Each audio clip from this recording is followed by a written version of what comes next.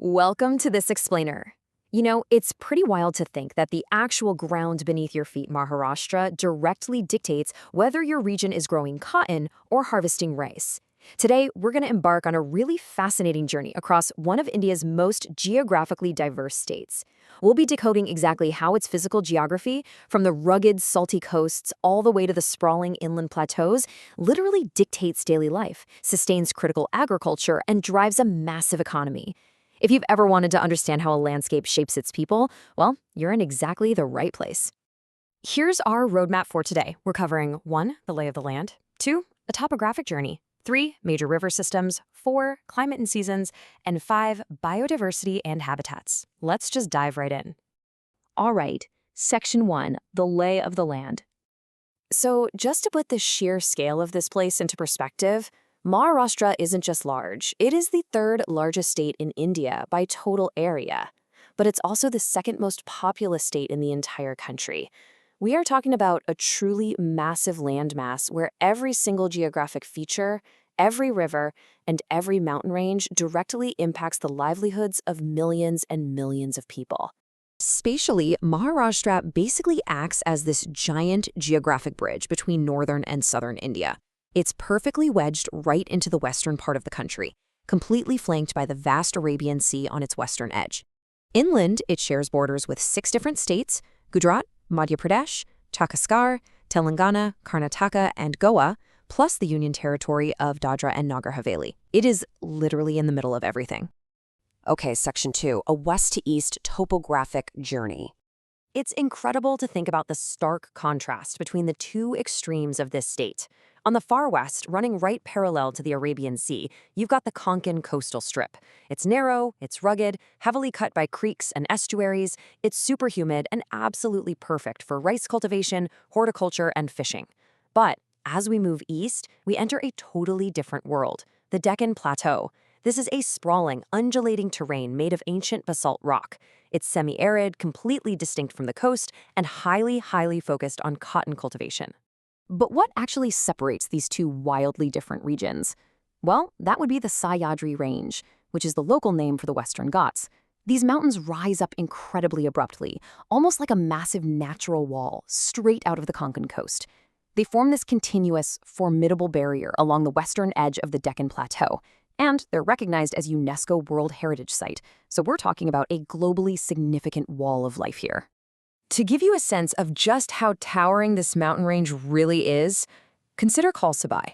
It's one of the highest peaks in Maharashtra, reaching an impressive altitude of 1,646 meters. And this height isn't just for show.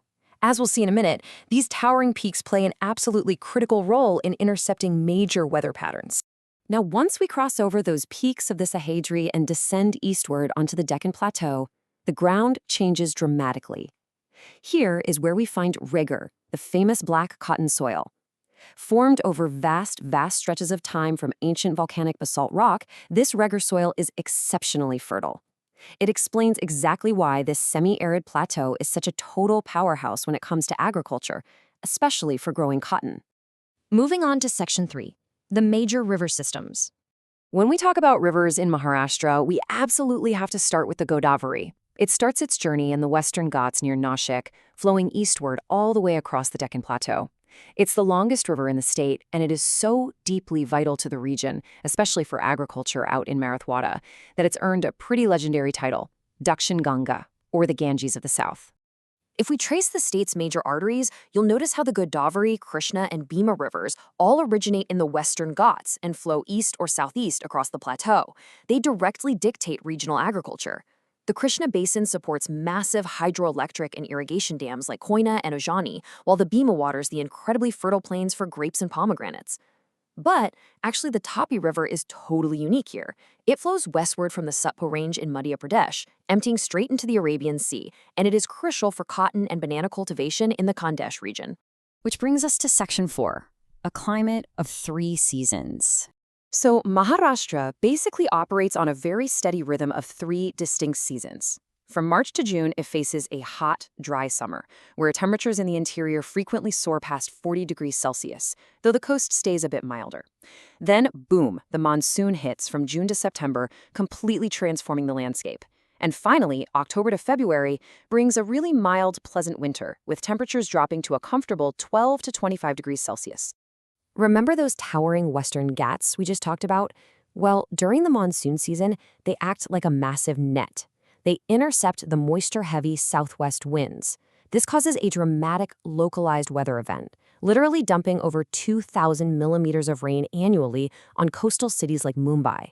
This turns the entire coastal and windward region a lush, vibrant green, replenishing essential reservoirs, while the plateau to the east gets a much more moderate amount of rainfall.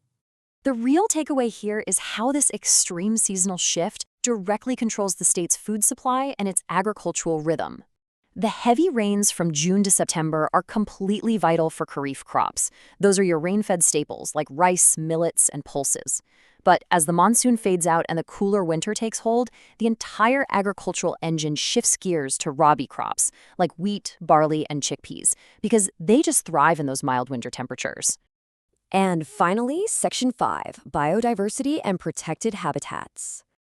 You know, the Western Ghats aren't just a physical barrier for rain. They are a globally recognized biodiversity hotspot. Thanks to the dense forests and that totally unique climate, they are absolutely teeming with life. We're talking massive mammals like tigers and elephants roaming alongside incredible bird life, like the magnificent great Indian hornbill, the Malabar pied hornbill, and the Nilgiri wood pigeon. To protect these super fragile ecosystems and make sure these endangered species can actually thrive, Maharashtra maintains some incredibly vital wildlife sanctuaries and national parks across its different terrains. These aren't just parks. Places like the Tedoba Andheri Tiger Reserve, Sanjay Gandhi National Park, and Chandoli National Park serve as critical safe havens, really ensuring that this natural heritage survives for future generations. So that leaves us with a pretty provocative thought to wrap up this explainer. You've now seen the incredible, delicate balance of this state's physical features, from the rain-catching peaks of the Sahyadri to the ultra-fertile, regor-rich plains of the Deccan Plateau. As Maharashtra continues its massive explosion as an industrial and economic powerhouse, how is it going to balance that relentless growth with the urgent need to protect the very landscape that built it? It's a geographic puzzle that's going to define the state's future. Thanks for joining me on this one, and keep exploring.